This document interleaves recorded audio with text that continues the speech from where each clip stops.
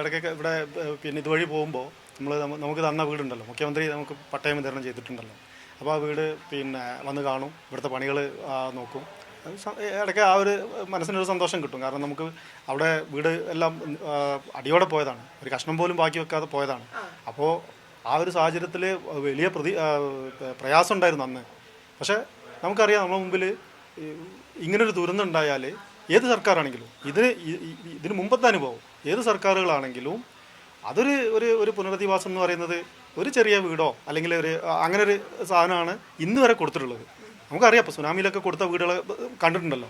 അപ്പോൾ ആ ഒരു പ്രയാസം ഞങ്ങൾക്കുണ്ടായിരുന്നു, അതുപോലെ ആവുമോ ഇതും എന്നുള്ള പക്ഷേ ഞങ്ങൾ നല്ല രീതിയിൽ അന്ന് ഈ പിന്നെ മന്ത്രിമാരായിട്ട് ആണെങ്കിലും ഒക്കെ സർക്കാരായിട്ട് നല്ല രീതിയിൽ കമ്മ്യൂണിക്കേഷൻ നടത്തി ഞങ്ങളെ നല്ല രീതിയിൽ പുനരധിവസിപ്പിക്കണം എന്ന് പറഞ്ഞപ്പോൾ മുഖ്യമന്ത്രി നമുക്ക് അന്ന് ഒരു വാക്കാണ് തന്നിട്ടുള്ളത്. ലോകോത്തര മാതൃകയിലുള്ള ഒരു ടൗൺഷിപ്പാണ് ദുരന്തബാധിതരായിട്ടുള്ള നിങ്ങൾക്ക് നൽകാൻ പോകുന്നതെന്ന് മുഖ്യമന്ത്രി നമുക്ക് വാക്ക് തന്നു. അത് കൃത്യമായിട്ട് അപ്പോൾ അന്ന് നമ്മൾ മന്ത്രിമാരും ഇവരൊക്കെ രാഷ്ട്രീയക്കാർ ഇങ്ങനെ തന്നെയല്ലേ പറയുക, അങ്ങനെ ഒരു ഇതൊക്കെ നമ്മൾ മനസ്സിലുണ്ടെങ്കിൽ പോലും പ്രതീക്ഷിച്ചില്ല ഒരിക്കലും. ഇപ്പോൾ നിങ്ങൾക്ക് ഇവിടെ നിങ്ങൾക്കറിയാവുന്നതാണ്, ഇവിടെ ആയിരക്കണക്കിന് ആളുകൾ വന്ന് നോക്കി കണ്ടു പോകുന്നുമുണ്ട്.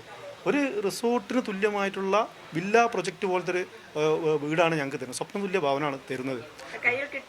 കയ്യിൽ കിട്ടി.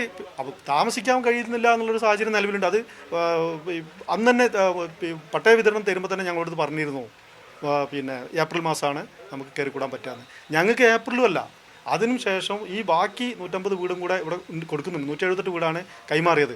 ബാക്കി 150 ആൾക്കും കൂടി വീട് കൊടുക്കും. ഞങ്ങളുടെ സഹോദരങ്ങളാണ്, ഞങ്ങളുടെ സുഹൃത്തുക്കളാണ്, ഞങ്ങളുടെ നാട്ടുകാരാണ്. അവരെയും കൂടി ഒരുമിച്ച് ഇവിടെ താമസിക്കാനാണ് ഞങ്ങൾക്ക് സന്തോഷം. ആ ഒരു സാഹചര്യം ഈ ഒന്നോ രണ്ടോ മാസം കൊണ്ട് ഉണ്ടാവുന്ന നമ്മൾ പ്രതീക്ഷിക്കുന്നു.